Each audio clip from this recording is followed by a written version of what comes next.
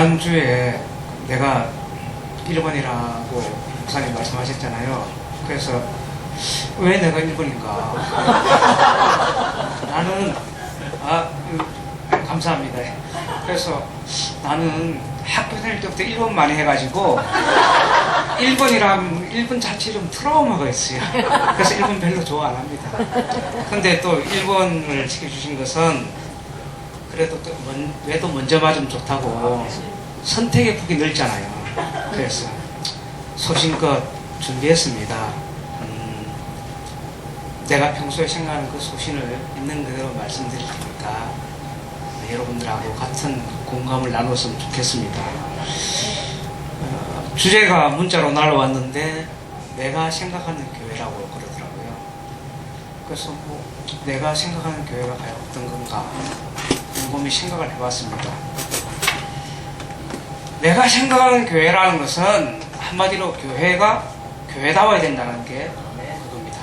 그렇다면은 교회가 교회다워지기 위해서는 어떻게 해야 되는 건가? 두 가지로 딱 정리를 했습니다. 첫째는 목회자의 영적 리더십이 있어야 된다고 생각합니다. 목회자가 영적 리더십이 없으면 나타나는 현상이 있습니다. 우선 성도들에 대한 관심이 없어져서 저 성도가 요즘 무엇 때문에 힘들어하는지, 어떤 문제를 가지고 기도하는지 별로 관심 없습니다. 모릅니다. 그리고 아무리 옆에서 좋은 이야기를 해줘도, 옳은 이야기를 해줘도, 정말로 충심으로 이야기를 해줘도 그거를 제대로 안 받아들입니다. 고집이 씌워져서 자기 편한 대로 그냥 생각을 합니다.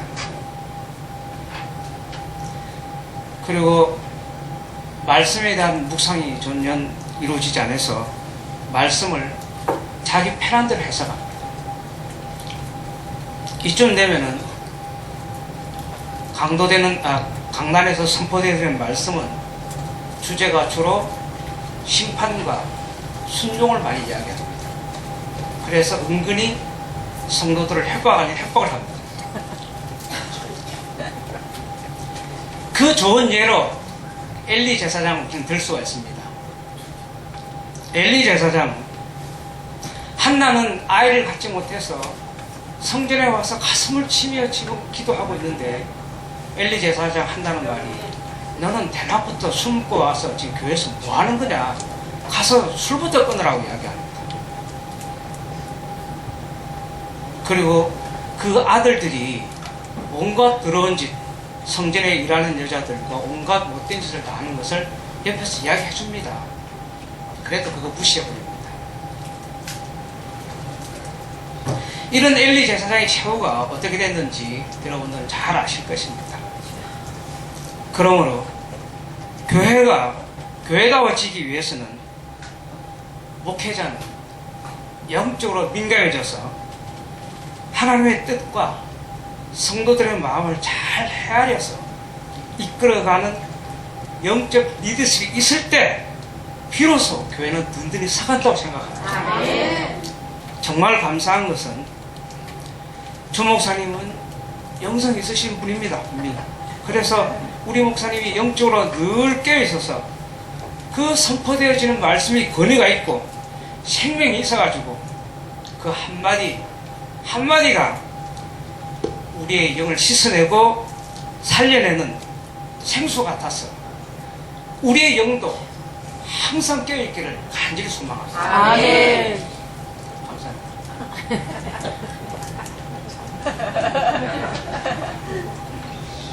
두 번째 필요한 것은요, 목회자에 대한 성도들의 신뢰라고 생각합니다.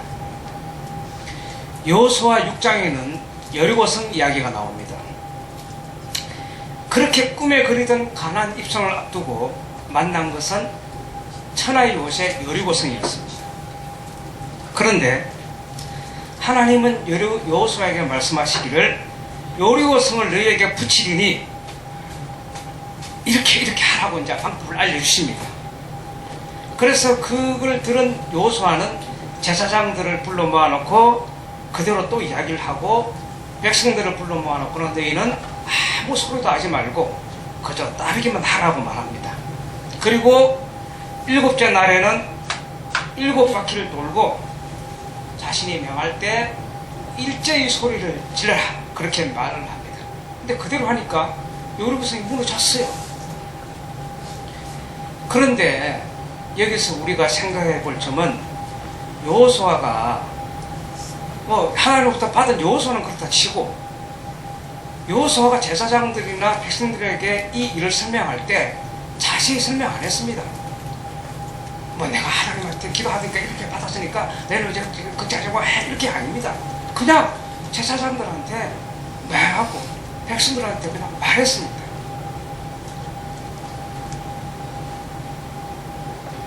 이 명령은 성을 공격하기에는 너무도 참 우스꽝스러운 이야기입니다. 그런데 신기하게도 이 명령에 대해서 누구도 이유를 달지 않았다는 겁니다. 그냥 돌라고 하면 돌고 나팔 불으라면 불고 소리를 질러라면 질렀을 뿐입니다. 왜 그렇게 해야 되느냐고, 왜 하필이면 7일째에는 7바퀴를 돌아야 되고 그것도 새벽에 밥도 안 먹고 돌아야 되냐고 말하는 사람이 없었다라는 겁니다. 나는 이거를 생각하면서 왜 이렇게 비이성적인 명령에 백성들은 순순히 따랐을까 하고 생각을 해봤습니다. 그것은 철저히 여호수아와 백성들 사이에는 신뢰가 있었고 그 신뢰 위에 하나님의 역사하심이 있을 것을 믿었기 때문입니다. 아멘. 우리는 이제 마을 공동체를 시작하려고 합니다. 어쩌면 지금까지 우리가 해왔던 것과 비교한다면 이성적으로 이해가 되지 않을 수도 있습니다. 또 괜히 했다가 남들한테 규승을 당하지 않을까 하는 우려도 있습니다. 그러나 여러분, 주 목사님을 우리 지도자로 세운 이상, 또 이 공동체 운동이 복음의 본질에서 벗어나지 않는 이상 신뢰하고 따라가야 됩니다. 물론 분명히 어려움도 있습니다. 시행착오도 겪을 겁니다. 그러나 이것이 우리가 보기만 봐도 두려워할 일이고서는 절대 아닙니다. 그렇다고 만만하게 볼 아이성도 절대 아닙니다. 다만 목사님의 영적 리더십과 우리의 신뢰 위에 하나님의 역사가 더해진다면 분명히 좋은 결과가 오리라고 믿습니다. 아멘. 마을 공동체를 시작하기에 앞서서 전도사님이나 목사님 많이 고민하고 기도하고 계신 줄로 알고 있습니다. 그런데 저는 별로 고민 안 합니다. 오히려 기대를 하고 있습니다. 희망을 갖고 있습니다. 왜 그런 줄 아십니까? 나는 이걸 해봤기 때문입니다. 언제 해봤느냐? 그때 청년부의 허 목사님이 맡을 때 청년부가 굉장히 활성화가 되었었습니다. 그때 이걸 했었거든요. 그리고 지금도 청년들은 그때 한 기억이 있기 때문에 아마 빨리 적응을 하고 지금도 빨리 청년들이 새로워지고 있는지도 모릅니다. 그래서 이미 나는 결과를 보았습니다. 그러니까 걱정을 안 합니다.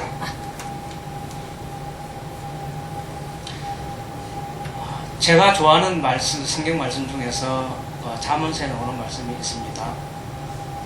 소가 없으면은 구유가 깨끗하려니와 소의 힘으로 얻는 것도 많으니라.